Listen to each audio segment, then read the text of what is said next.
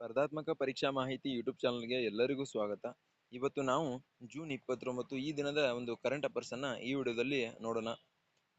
So ಈ current affairs ಅನ್ನ ನಾವು ಸುಮಾರು 4-5 ನ್ಯೂಸ್ ಪೇಪರ್ಗಳನ್ನ ಕಟ್ ಮಾಡಿ ಇಂಪಾರ್ಟೆಂಟ್ ಆದ ಒಂದು ಮಾಹಿತಿಯನ್ನ ಕಟ್ ಮಾಡಿ ಈ ಒಂದು ವಿಡಿಯೋದಲ್ಲಿ ಈ ಸ್ಲೈಡ್ ಅಲ್ಲಿ ಹಾಕಿದ್ದೀವಿ. ಸೊ ಇದರಲ್ಲಿರ್ತಕ್ಕಂಥ ಪ್ರತಿಯೊಂದು ಮಾಹಿತಿಯು ಅತ್ಯಂತ ಮಹತ್ವದ್ದಾಗಿದೆ. ಸೊ ವಿಡಿಯೋನ ಕೊನೆವರೆಗೂ ನೋಡಿ. ವಿಡಿಯೋನ ಸ್ಟಾರ್ಟ್ ಮಾಡೋಣ. ಜೂನ್ 29 ಈ ದಿನದ ಒಂದು ವಿಶೇಷವನ್ನು ನಾವು ನೋಡೋದಾದ್ರೆ ಅಂತಾರಾಷ್ಟ್ರೀಯ ಉಷ್ಣವಲಯ ದಿನ ಇವತ್ತು.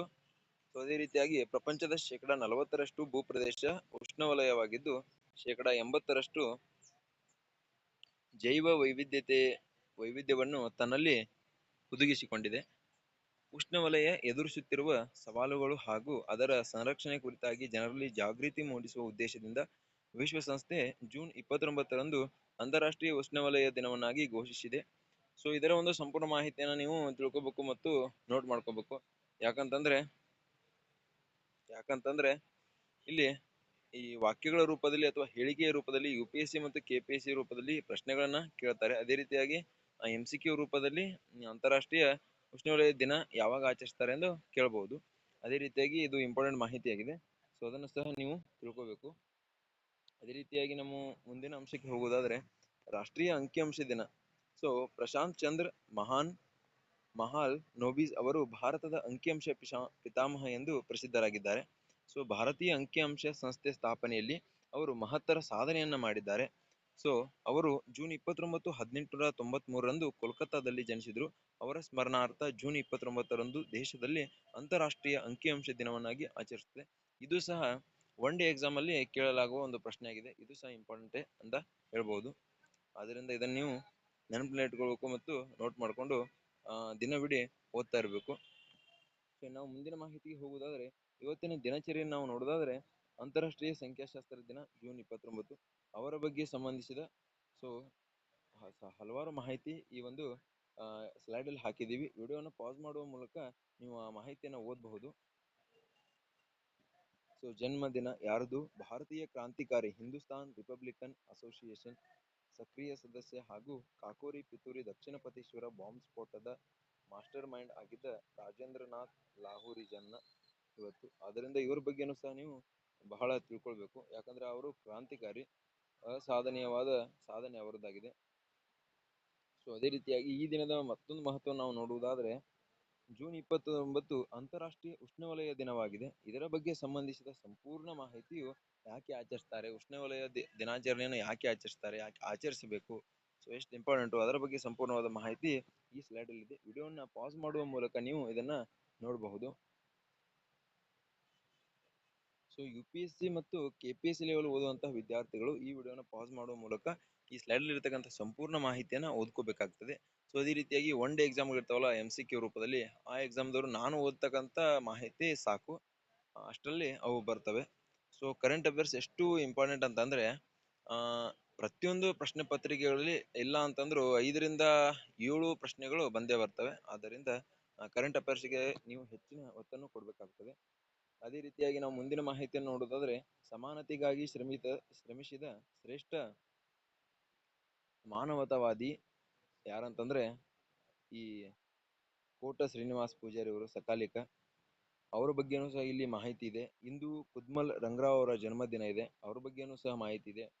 ದಿನಕ್ಕೊಂದು ಪ್ರಶ್ನೆಯಂತೆ ಈ ದಿನದ ಪ್ರಶ್ನೆ ನಾವು ನೋಡುವುದಾದ್ರೆ LP ಕುಲಕರ್ಣಿ ಬಾದಾಮಿ ಅವರು ಕೇಳಿದ್ದಾರೆ, ವಿಶ್ವ ವಲಸೆ ಹಕ್ಕಿ ದಿನ ಎಂದು ನಾವು ಯಾವುದನ್ನ 2024ರ ವಿಷಯ ಯಾವುದು? ಸೊ ವಿಶ್ವ ವಲಸೆ ಹಕ್ಕಿ ದಿನ 2024ರ ವಿಷಯ ಏನಂತೇಳಿ ಅವರು ಪ್ರಶ್ನೆಯನ್ನು ಕೇಳಿದ್ದಾರೆ. ಅದಕ್ಕೆ ಸಂಬಂಧಿಸಿದ ನಾವು ಒಂದು ಮಾಹಿತಿಯನ್ನು ನೋಡೋದಾದ್ರೆ ಇದಕ್ಕೆ ಸರಿಯಾದ ಉತ್ತರ ಕೀಟಗಳು. ಸಿ ಆನ್ಸರ್ ಇಸ್ ರೈಟ್, ಕೀಟಗಳು. ವಿಶ್ವ ವಲಸೆ ಹಕ್ಕಿ ದಿನ 2024 ಇದರ ವಿಷಯ ಏನಂತಂದ್ರೆ ಕೀಟಗಳಾಗಿರ್ತವೆ. ಸೊ ನಾವು ಮುಂದಿನ ಮಾಹಿತಿಯನ್ನು ನೋಡೋದಾದ್ರೆ ಈ ವಿಶ್ವ ವಲಸೆ ಹಕ್ಕಿ ದಿನ ಯಾಕೆ ಆಚರಿಸ್ತಾರೆ ಅದಕ್ಕೆ ಸಂಬಂಧಿಸಿದ ಸಂಪೂರ್ಣವಾದ ಮಾಹಿತಿ ಈ ಒಂದು ಸ್ಲೈಡ್ ಅಲ್ಲಿ ಇದೆ. ಸೊ ಅದನ್ನು ನೀವು ನೋಡ್ಕೋಬಹುದು. ರಸಪ್ರಶ್ನೆಗೆ ಸಂಬಂಧಿಸಿದ ನಾವು ಪ್ರಶ್ನೆಗಳನ್ನ ನೋಡೋದಾದ್ರೆ ಭಾರತದ ಅತ್ಯುನ್ನತ ನಾಗರಿಕ ಪ್ರಶಸ್ತಿ ಯಾವುದು?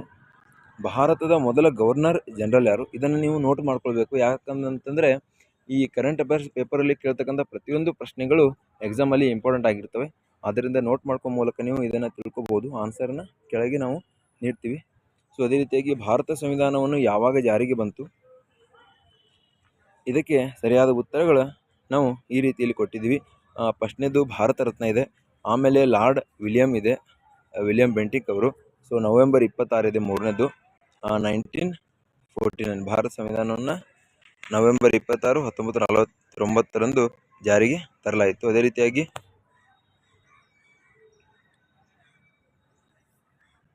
ಭಾರತದ ಮೊದಲ ಗವರ್ನರ್ ಜನರಲ್ ಯಾರು ಎಂದು ಪ್ರಶ್ನೆ ಕೇಳಿದ್ದಾರೆ, ಲಾರ್ಡ್ ವಿಲಿಯಂ ಬೆಂಟಿಕ್ ಅವರು. ಅದೇ ರೀತಿಯಾಗಿ ಭಾರತ ಅತ್ಯುನ್ನತ ಪ್ರಶಸ್ತಿ ಯಾವುದು ಕೇಳಿದರೆ ಭಾರತ ರತ್ನ. ಸೊ ದಿನಕ್ಕೊಂದು ಮಾಹಿತಿಯಂತೆ ಈ ದಿನದ ಒಂದು ಮಾಹಿತಿಯನ್ನು ನಾವು ನೋಡುವುದಾದರೆ, ಹೆಚ್ಚು ಕಾಡುಳ್ಳ ದೇಶ ಅದು ರಷ್ಯಾ ಆಗಿದೆ.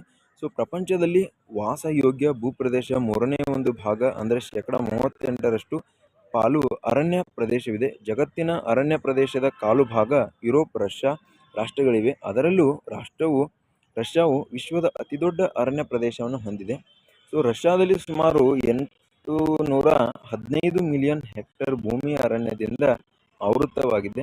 ನಂತರದ ಸ್ಥಾನದಲ್ಲಿ ಬ್ರೆಜಿಲ್, ಆಮೇಲೆ ಅಮೆರಿಕ, ಕೆನಡಾ, ಚೀನಾ, ಆಸ್ಟ್ರೇಲಿಯಾ ಮತ್ತು ಡೆಮಾಕ್ರೆಟಿಕ್ ರಿಪಬ್ಲಿಕ್ ಆಫ್ ಕಾಂಗೋ ಕೂಡ ದೊಡ್ಡ ಅರಣ್ಯ ಪ್ರದೇಶವನ್ನು ಹೊಂದಿದೆ. ಸೊ ಈ ಅರಣ್ಯ ಪ್ರದೇಶ ಬಗ್ಗೆ ನೀವು ಬಹಳ ತಿಳ್ಕೊಳ್ಳೋದಿದೆ. ಆದ್ದರಿಂದ ಸೊ ಸಂಪೂರ್ಣವಾದ ಮಾಹಿತಿಯು ಇದರಲ್ಲಿ ನಿಮಗೆ ಕಂಡು ಬರ್ತದೆ, ವಾಕ್ಯಗಳ ರೂಪದಲ್ಲಾಗಲಿ. ಸೊ ಇದನ್ನು ಕೇಳ್ತಾರೆ, ಇದರ ಬಗ್ಗೆ ನೀವು ತಿಳ್ಕೊಳ್ಬೇಕು. ಅದೇ ರೀತಿಯಾಗಿ ನಾವು ಮುಂದಿನ ಒಂದು ಮಾಹಿತಿಗೆ ಹೋಗುವುದಾದರೆ, ಗೂಗಲ್ ಟ್ರಾನ್ಸ್ಲೇಟರ್ ತುಳು ಭಾಷೆ ಸೇರ್ಪಡೆ. ಗೂಗಲ್ ಟ್ರಾನ್ಸ್ಲೇಟ್ ತುಳು ಭಾಷೆ ಸೇರ್ಪಡೆಯಲ್ಲಿ ಗೂಗಲಲ್ಲೇ ಆಗಿದೆ. ಸೊ ತುಳು ಭಾಷೆ ನೀವು ಟ್ರಾನ್ಸ್ಲೇಟ್ ಮಾಡುವ ಮೂಲಕ ಅದರ ಒಂದು ಮಾಹಿತಿಯನ್ನು ತಿಳ್ಕೊಬೋದು. ಅದರ ಒಂದು ಮಾಹಿತಿಯನ್ನು ಈ ಸ್ಲೈಡಲ್ಲಿ ನಾವು ಹಾಕಿದ್ದೀವಿ, ಅದನ್ನು ನೀವು ಸಹ ನೋಡ್ಕೋಬಹುದಾಗಿದೆ. ಸೊ ಅದೇ ರೀತಿಯಾಗಿ ಮಹಿಳೆಯರಿಗೆ ಬಂಪರ್ ಮಾಸಿಕ 1500 ಜಮೆ.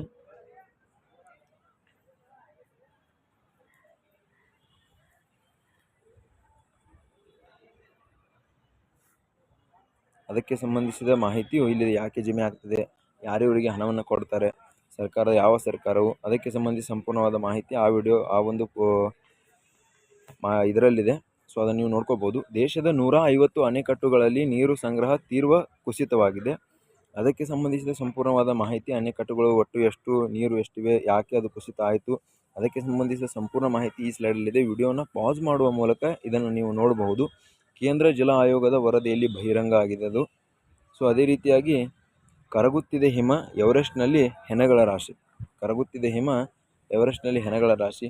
ಯಾಕೆ ಹಿಮ ಕರಗ್ತಾ ಇದೆ, ಅದಕ್ಕೆ ಸಂಬಂಧಿಸಿದ ರೀಸನ್, ಅದಕ್ಕೆ ಕಾರಣಗಳೇನು, ಅದಕ್ಕೆ ಸಂಬಂಧಿಸಿದ ಸಂಪೂರ್ಣ ಮಾಹಿತಿ ಇದು ನೇಪಾಳದಲ್ಲಿ ನಡೆದಿದೆ. ಮೌಂಟ್ ಎವರೆಸ್ಟ್ ಶಿಖರ, ಅಲ್ಲಿ ಸಂಬಂಧಿಸಿದ ಒಂದು ಮಾಹಿತಿ ಈ ಸ್ಲೈಡಲ್ಲಿದೆ. ವಿಡಿಯೋನ ಪಾಸ್ ಮಾಡುವ ಮೂಲಕ ಇದನ್ನು ನೀವು ತಿಳ್ಕೊಳ್ಬೋದು. ಸೊ ಅಪಾರವಾದ ಮಾಹಿತಿಗಳನ್ನು ಇದು ಹೊಂದಿದೆ.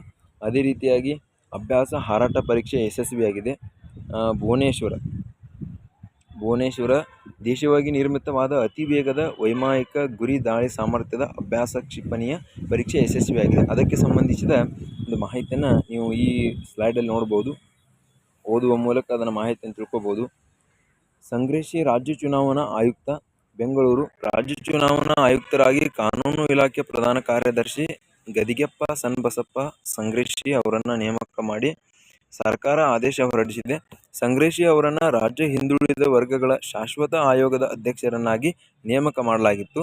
ಆದೇಶವನ್ನು ವಾಪಸ್ ಪಡೆದು ರಾಜ್ಯ ಚುನಾವಣಾ ಅಧಿಕಾರಿಯಾಗಿ ನೇಮಕ ಮಾಡಲಾಗಿದೆ. ರಾಜ್ಯ ಚುನಾವಣಾ ಅಧಿಕಾರಿಗಳ ಅಧಿಕಾರ ಅವಧಿ 5 ವರ್ಷಗಳಾಗಿವೆ. ರಾಜ್ಯ ಸರ್ಕಾರದ ಶಿಫಾರಸಿನ ಅನ್ವಯ ರಾಜ್ಯಪಾಲರು ಆದೇಶ ಹೊರಡಿಸುತ್ತಾರೆ.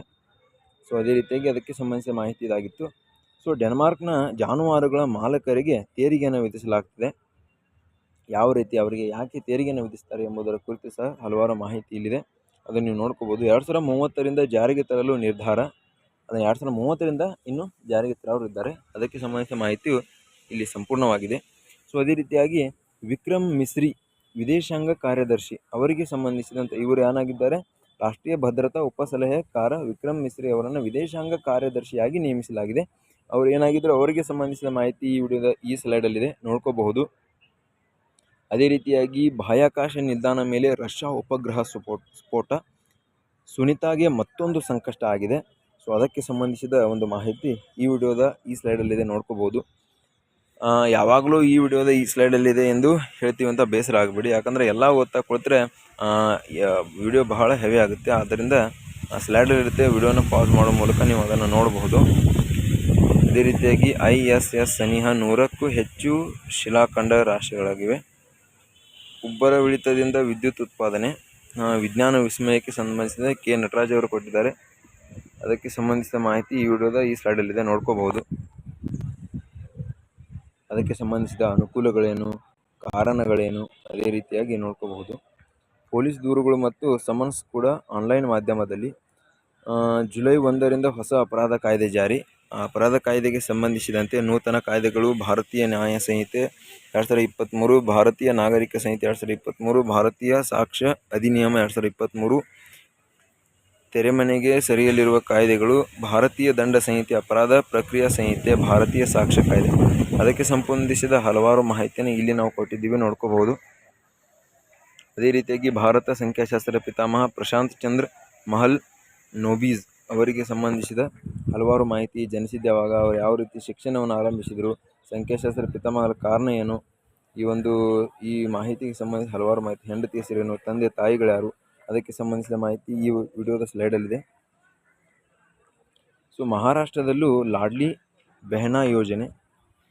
ನವಿ ಮುಂಬೈನಲ್ಲಿ ಪೆಟ್ರೋಲ್ ಬೆಲೆ ಇಳಿಕೆ, 65 ಪೈಸೆ ಇಳಿಕೆ, ಡೀಸೆಲ್ ₹2 ಕಡಿತ, ಕುಟುಂಬಕ್ಕೆ ವಾರ್ಷಿಕ 3 ಉಚಿತ ಸಿಲಿಂಡರ್ ವಿತರಣೆಯಾಗಲಿದೆ. ಹೈನುಗಾರಿಕೆ ಬಲವರ್ಧನೆ ಪರಿಣಾಮಕಾರಿ ಅನುಷ್ಠಾನದಲ್ಲಿ ದಕ್ಷಿಣ ಕನ್ನಡ ಮುಂದು, ಪಶು ಸಖಿ ರಾಜ್ಯಕ್ಕೆ ಮಾದರಿ. ಅದಕ್ಕೆ ಸಂಬಂಧಿಸಿದ ಮಾಹಿತಿ ಇಲ್ಲಿದೆ. ಅದೇ ರೀತಿಯಾಗಿ ಸಮಾನತೆಗಾಗಿ ಶ್ರಮಿಸಿದ ಶ್ರೇಷ್ಠ ಮಾನವತಾವಾದಿ ಸಕಾಲಿಕ. ಇಂದು ಕುದ್ಮಲ್ ರಂಗರಾಯ್ ಅವರ ಜನ್ಮದಿನ. ಮತ್ತು ಏರ್ಟೆಲ್ ದರವು ಸಹ ಹೆಚ್ಚಳ ಆಗಿದೆ. ಏರಿಕೆ ಬಳಿಕ ಕುಸಿದ ಸೆನ್ಸೆಕ್ಸ್. ಬೆಳವಣಿಗೆಯತ್ತ ಮೂಲಸೌಕರ್ಯ ವಲಯ. ಮನಿ ಮಾತು. ಹೆಚ್ಚಿದ ರಿಲಯನ್ಸ್ ಮಾರುಕಟ್ಟೆ ಬಂಡವಾಳ.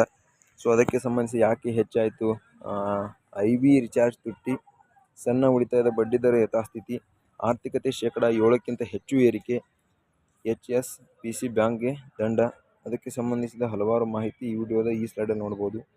ರಾಜ್ಯದಲ್ಲಿದ್ದಾರೆ 4 ಕೋಟಿ RTCದಾರರು. ಕೈವಸಿ ಮೂಲಕ ಜಮೀನಿಗೆ ಸುರಕ್ಷತೆ. 1.75 ಕೋಟಿ ಪಹಣಿಗೆ ಆಧಾರ್ ಲಿಂಕ್. ಅದಕ್ಕೆ ಸಂಬಂಧಿಸಿದ ಸೈಬರ್ ವಂಚಕರ ಬಗ್ಗೆ ಇರಲಿ ಎಚ್ಚರ, ಜನರಲ್ಲಿ ಜಾಗೃತಿ. 2025ಕ್ಕೆ ಡಿಜಿಟಲೀಕರಣ. ಅದಕ್ಕೆ ಸಂಬಂಧಿಸಿದ ಮಾಹಿತಿ ಈ ವಿಡಿಯೋದ ಈ ಸ್ಲೈಡಲ್ಲಿದೆ. ಸೊ ಉಪಗ್ರಹಗಳೆಂಬ ಕಣ್ಣಿಗೆ ಕಾಣದ ಹೀರೋಗಳು. ಆತ್ಮನಿರ್ಭರ ಗಿರೀಶ್ ಲಿಂಗಣ್ಣ ಬಾಹ್ಯಾಕಾಶ ಮತ್ತು ರಕ್ಷಣಾ ವಿಶ್ಲೇಷಕ ಆಗಿದ್ದಾರೆ. ರಾಜ್ಯದ ಯೋಜನೆಗಳಿಗೆ ಬೇಕಿದೆ ಕೇಂದ್ರದ ಸಹಕಾರ. ನನೆಗುದಿಗೆ ಬಿದ್ದಿರುವ ಯೋಜನೆಗಳ ಕುರಿತು ನೂತನ ಕೇಂದ್ರ ಸಚಿವರು, ಸಂಸದರೊಂದಿಗೆ CM ಸಿದ್ದರಾಮಯ್ಯ ಮಹತ್ವದ ಸಭೆ. 15ನೇ ಹಣಕಾಸು ಆಯೋಗದ ನಷ್ಟ ಭರ್ತಿಗೊಳಿಸುವುದು. ಸೊ ಅಳಿಸಲಾಗದ ನೆನಪು, ಮರೆಯಾದ ಮೈಸೂರು ಬ್ಯಾಂಕ್. ಮೈಸೂರು ಇದ್ದಿದ್ದು ಸ್ಟೇಟ್ ಬ್ಯಾಂಕ್ ಆಫ್ ಇಂಡಿಯಾ ಆಗಿದೆ. ಆದ್ದರಿಂದ ಈ ಸ್ಲೈಡನ್ನು ಕೊಟ್ಟಿದ್ದಾರೆ. ಆ ಮೈಸೂರು ಬ್ಯಾಂಕ್ಗೆ ಸಂಬಂಧಿಸಿದ ಸಂಪೂರ್ಣ ಮಾಹಿತಿ ಈ ವಿಡಿಯೋದ ಈ ಸ್ಲೈಡಲ್ಲಿದೆ, ಅದನ್ನು ನೀವು ನೋಡ್ಕೋಬಹುದು. ಸರ್ವಧರ್ಮ ಸಮನ್ವಯ ಕೇಂದ್ರ SBI.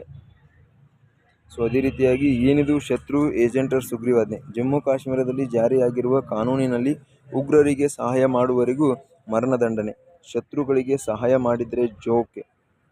ಅದಕ್ಕೆ ಸಂಬಂಧಿಸಿದ ಮಾಹಿತಿ ಈ ವಿಡಿಯೋದ ಸ್ಲೈಡಲ್ಲಿದೆ, ನೋಡ್ಕೋಬಹುದು ವಿಡಿಯೋನ ಪಾಸ್ ಮಾಡುವ ಮೂಲಕ.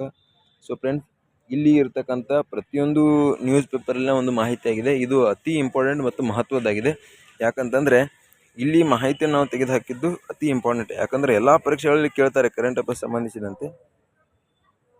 ಸೊ ನಾವು ಹೇಳುವುದು ಸ್ವಲ್ಪ ಸ್ಪೀಡ್ ಆಗಲಿ ಜೋರಾಗಲಿ ಇರ್ಬೋದು, ಆದರೆ ಇದರಲ್ಲಿ ಇರ್ತಕ್ಕಂಥ ಮಾಹಿತಿಯು ಎಕ್ಯುರೇಟ್ ಆದ ಮಾಹಿತಿಯಾಗಿದೆ. ವಿಡಿಯೋನ ಪಾಸ್ ಮಾಡುವ ಮೂಲಕ ನೀವು ಅದನ್ನು ಓದ್ಬೋದು, ನೋಡ್ಕೋಬಹುದು, ತಿಳ್ಕೊಬೋದು. ಸೊ ಅದೇ ರೀತಿಯಾಗಿ ಜಾತಿಯ ಕುರಿತು ಲೋಹಿಯಾ ಆಲೋಚನೆಗಳು. ಕಾಲಮಾನ ರಾಮಚಂದ್ರ ಗುಹಾ. ಅದೇ ರೀತಿಯಾಗಿ ಮೀಕಾ ಮಹಿಳೆಯರ ಆಪ್ತ ಸಂಗಾತಿ. ಹಡೆದವಳಿಗೂ ಪಡೆದವಳಿಗೂ ರಜೆಯ ಭಾಗ್ಯ. ರೊದ್ದಂ ಅವರ ಅಪ್ರತಿಮ ಸಾಧನೆಯ ಮುಖಗಳು. ಅವರಿಗೆ ಸಂಬಂಧಿಸಿದ ಮಾಹಿತಿ ಸ್ಲೈಡಲ್ಲಿದೆ, ವಿಡಿಯೋ ಪಾಸ್ ಮಾಡೋ ಮೂಲಕ ಓದಬಹುದು. ಆರೋಗ್ಯಕ್ಕಾಗಿ ನೀರು, ಇದರ ವಿಷಯ 100. ಸೊ ನೀರಿನ ಬಗ್ಗೆ ಇವರು ವಿಶೇಷವಾದ ಮಾಹಿತಿಯನ್ನು ಹೇಳಿದ್ದಾರೆ.